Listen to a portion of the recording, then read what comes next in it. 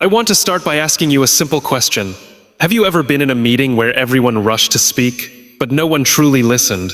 Now imagine this. You're sitting in a room with some of the smartest people you know. Ideas are flying, egos are showing, and voices keep getting louder. But then there's one person, quiet, calm, listening, watching, and when they finally speak, everyone leans in. That person didn't hold back because they had nothing to say. They held back because they understood something most don't. Leadership isn't about having the first word, it's about having the right one. You see, the greatest leaders, the ones who inspire trust, who build strong teams, who make others feel seen and heard, they master the art of being the last to speak.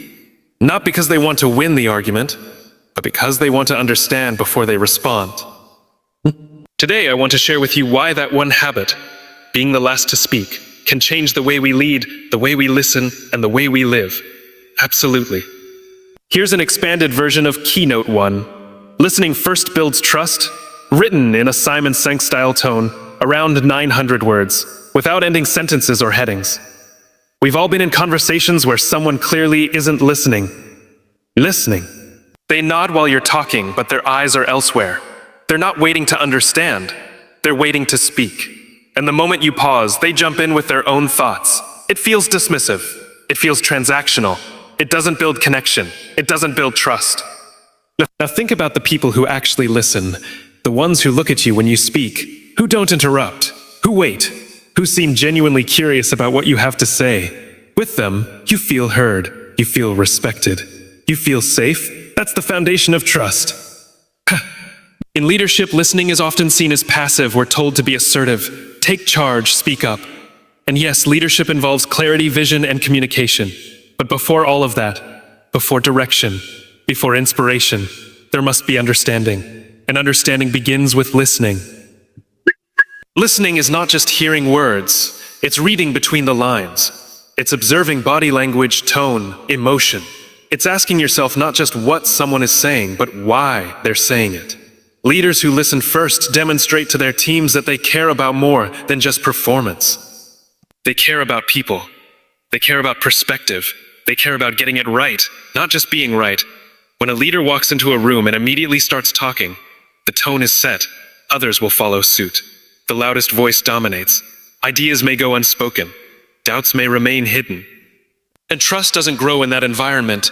But when a leader walks into the same room and begins by asking questions instead of making statements, everything shifts. The team leans in. They realize their input matters. They realize the leader values what they think. And with each response, with each pause to truly consider what was said, the leader builds something more important than agreement. They build connection. That's where trust begins. This is why being the last to speak matters so much. When a leader speaks first, they risk influencing the conversation before it's even begun. People might nod in agreement, not because they actually agree, but because they don't want to challenge the boss. They don't want to seem oppositional. They don't want to risk sounding wrong. But if a leader withholds their opinion, if they give others space to share without the weight of hierarchy pressing down, they create an environment where truth has a better chance of rising to the surface. And in that space of honesty, trust finds its footing. Listening is an act of humility. It says, I don't have all the answers. It says, you matter. Your voice matters. And when people feel that, they open up. They contribute more. They take ownership. They become more than employees or followers. They become partners. Listening is also an act of patience. And that's hard. In a fast-paced world, silence feels uncomfortable. Pausing feels inefficient. But leadership isn't about speed. It's about direction. And the right direction can only be discovered when all perspectives are considered. That requires time. That requires presence. That requires listening. Some of the best leaders I've met are the quietest in the room. Not because they're shy, not because they're unsure, but because they're paying attention. They know that every person in the room sees the world from a slightly different angle. And by listening first, they gather a more complete picture before they respond. That doesn't make them indecisive. It makes them wise. Because when they finally do speak, their words carry the weight of consideration, not just opinion. And that earns trust. Trust isn't something you can demand. It's something you must earn. And the currency you use is attention. When you give someone your full attention, you're giving them something rare. You're saying, I'm here. I'm not just waiting for my turn to talk. I'm here to understand you. That kind of presence is powerful. It disarms defenses. It breaks down barriers. It invites authenticity. And when people are authentic, they're more willing to be honest, even when the truth is uncomfortable. And if you're a leader, that kind of honesty is exactly what you need.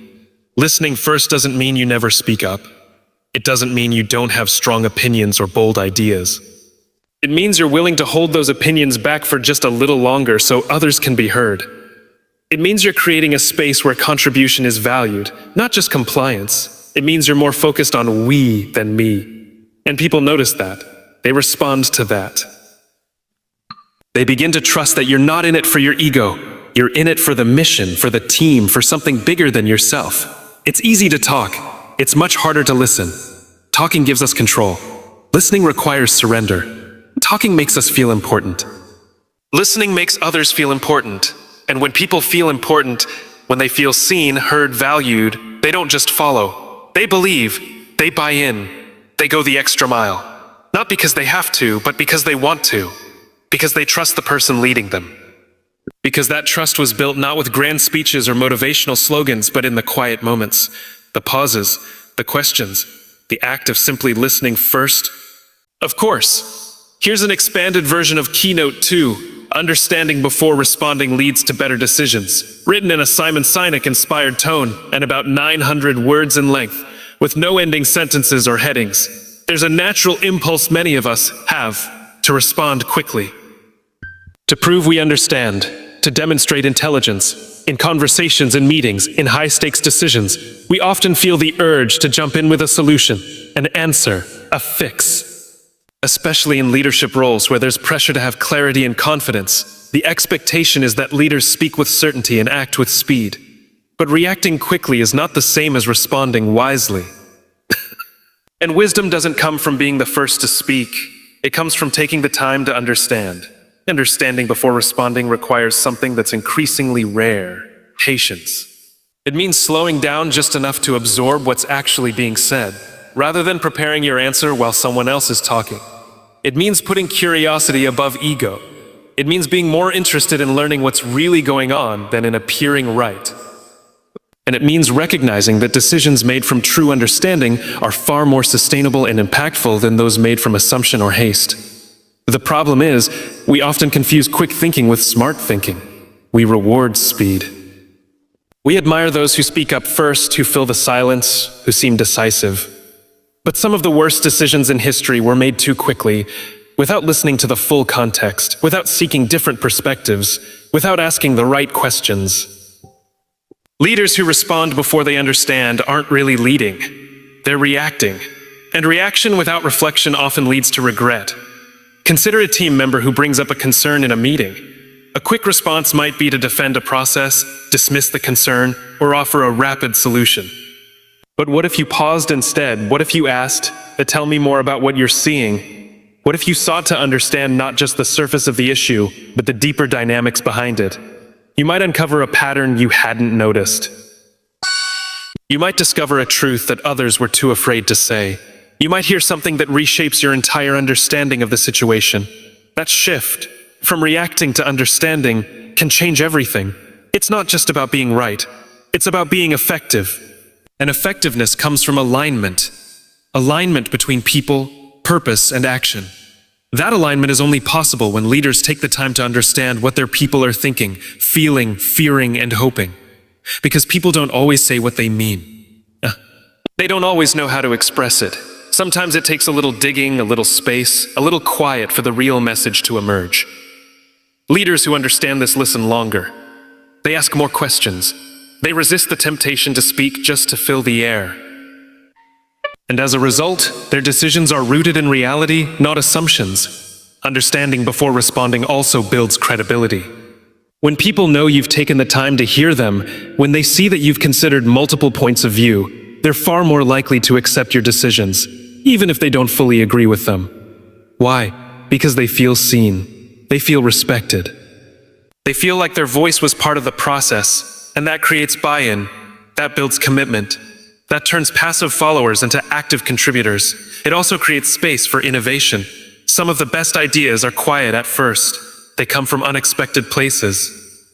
They might not be perfectly polished or confidently delivered, but if a leader is listening, truly listening, they might hear something worth exploring. And if they seek to understand it, to nurture it, to build on it with others, that fragile idea could become something powerful.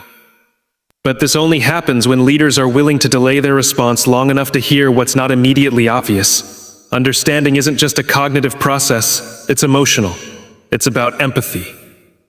When you understand where someone is coming from, what they've been through, what they care about, you begin to see the world through their eyes. That changes how you lead.